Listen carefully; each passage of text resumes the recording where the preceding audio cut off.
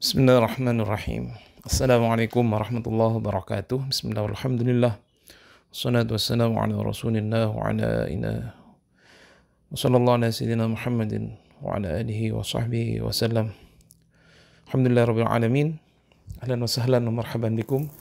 Selamat datang kembali teman-teman di channel saya.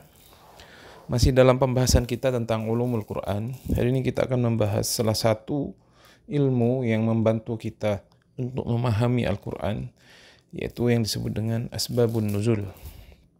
Jadi asbabun nuzul ini salah satu ilmu yang sangat penting agar kita bisa memahami Al-Quran dengan benar. Karena bagi orang yang ingin memahami Al-Quran, maka harus dia memahami Al-Quran dan mencari daripada asbab atau sebab diturunkannya ayat tersebut. Karena memang Al-Quran itu sebagai petunjuk, ya, hudan lil muttaqin, bahwasanya Al-Quran itu menjadi petunjuk, maka kita harus memahaminya. Salah satu cara memahami Al-Quran adalah kita bagaimana mengetahui kejadian-kejadian di mana Al-Quran itu diturunkan, yaitu yang kita sebut dengan asbab an-nuzul. Jadi asbab itu sebab, nuzul itu peristiwa turunnya Al-Quran. Jadi asbabun nuzul adalah ilmu. Asbabun nuzul adalah ilmu yang membahas sebab-sebab turunnya ayat Al-Quran.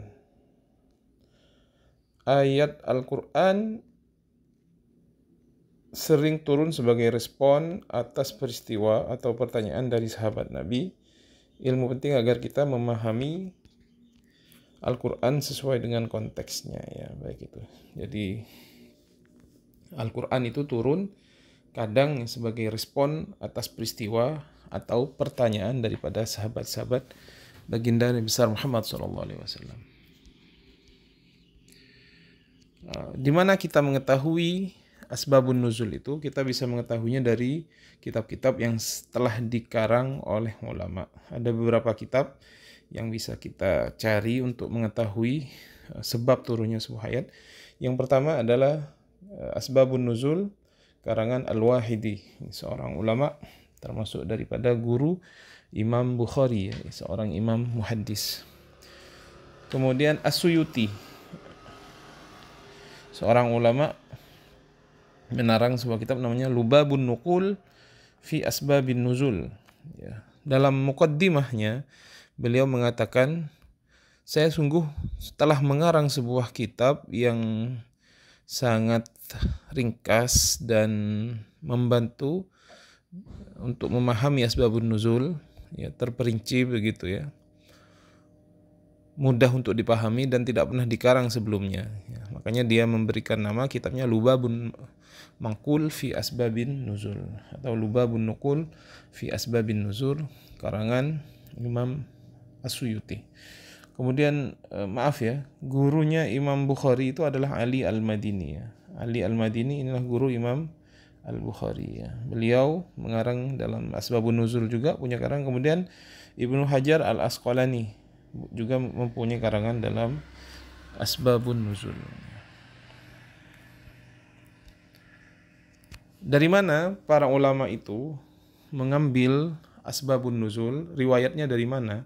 Sumbernya dari mana? Referensinya dari mana? Yang pertama dari hadis Nabi Muhammad SAW yang marfu. Yang marfu itu artinya yang sanadnya bersambung sampai Nabi Muhammad SAW. Jadi dari tabi'in sambung kepada sahabat, sambung kepada Rasulullah, itu marfu. Artinya sumber beritanya itu sampai kepada baginda Nabi.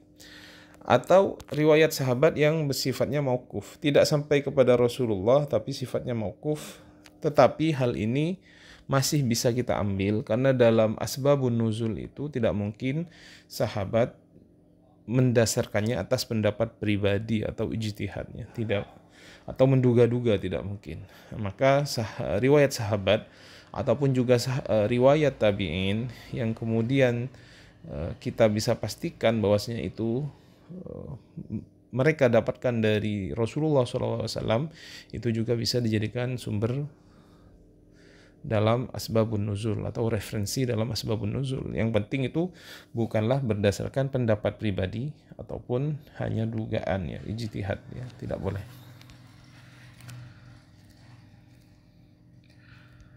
Ini yang penting ya untuk kita ketahui ya. Macam-macam asbabun nuzul.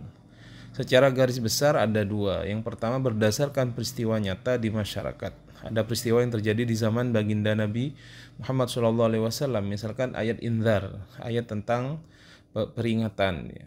Jadi ada ayat turun, wa anzir ashiratakal aqrabin. Asy-Syu'ara ayat 214. Ketika Nabi Muhammad SAW diperintahkan untuk mendakwahkan Islam secara terang-terangan, beliau kemudian pergi mengunjungi atau pergi ke Bukit Sofa, kemudian memanggil seluruh kabilah-kabilah Arab yang ada pada waktu itu. Kemudian Nabi Muhammad SAW mengatakan, apakah kalian percaya kalau saya mengatakan di balik gunung ini ada pasukan yang akan menyerang kalian? Kemudian mereka menjawab, wahai Muhammad, kami percaya karena kami mengetahui engkau itu adalah orang yang jujur. Oh, baik, kata Nabi. Kemudian kalau begitu saya akan memperingatkan kalian dari azab yang sangat pedih. Saya mengajak kalian untuk kemudian menyembah Allah Subhanahu wa ta'ala, begitu ya, didakwahi Islam.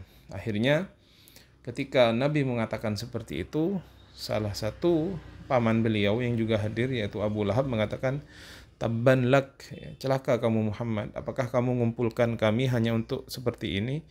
Akhirnya juga turun pada waktu itu ayat tabbat syada abi lahabi wa tab. Ya, jadi ada respon ya, ada peristiwa kemudian yang direspon oleh Al-Qur'an. Kemudian yang kedua berdasarkan pertanyaan sahabat kepada Nabi Muhammad SAW. Ada pengaduan sahabat perempuan yang dizihar ya.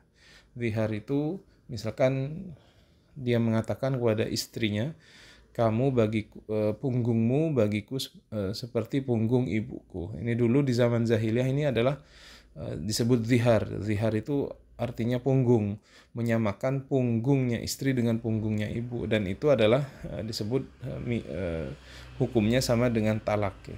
Jadi ada seorang perempuan yang ditalak pada masa dengan cara-cara jahiliyah, akhirnya dia bertanya kepada Nabi, sehingga turunlah ayat qad sami Allah qaulal lati tujadilu fi zawjiha.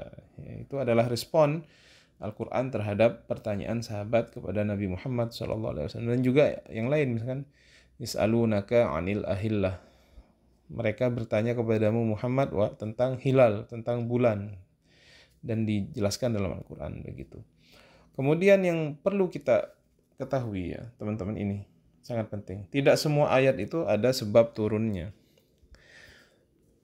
Ada memang yang kemudian dia turun berdasarkan sebuah kejadian atau berdasarkan sebuah pertanyaan, tetapi Al-Quran itu ada yang namanya ibtidai. Ibtidai itu artinya permulaan, karena memang Al-Quran itu turun untuk menjelaskan hukum-hukum.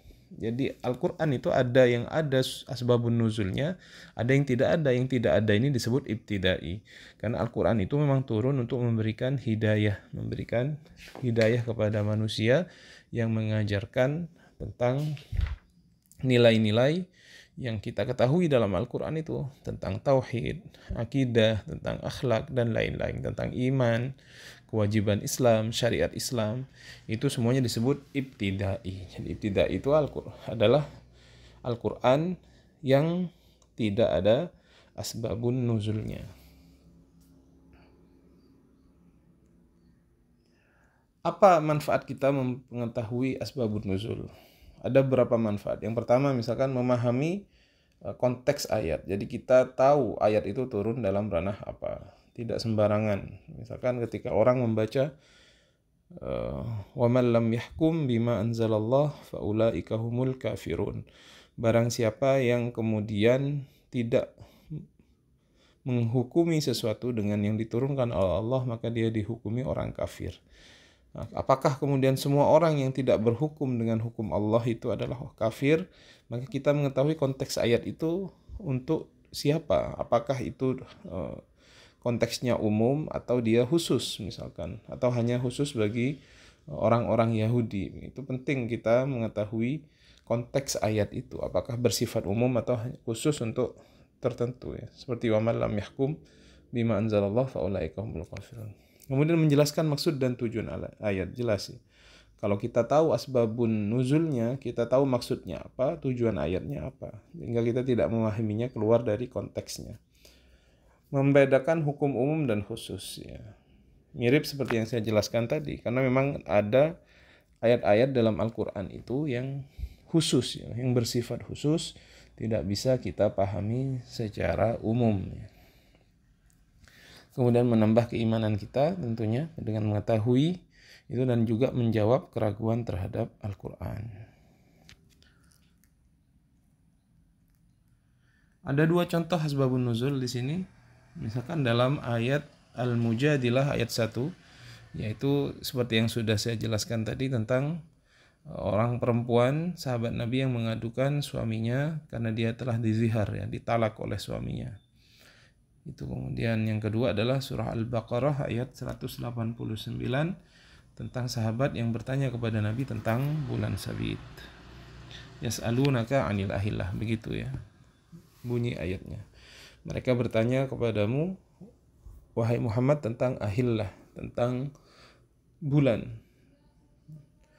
Jadi kesimpulannya, asbabun nuzul ini salah satu ilmu yang sangat penting untuk kita ketahui, terutama bagi yang ingin memahami Al-Quran. Dan asbabun nuzul ini tidak semua ayat mempunyai sebab turun, karena kita tahu ada yang namanya ayat yang mempunyai asbabun nuzul karena dia berupa pertanyaan dari sahabat ataupun merespon sebuah kejadian, atau yang bersifat ibtidai.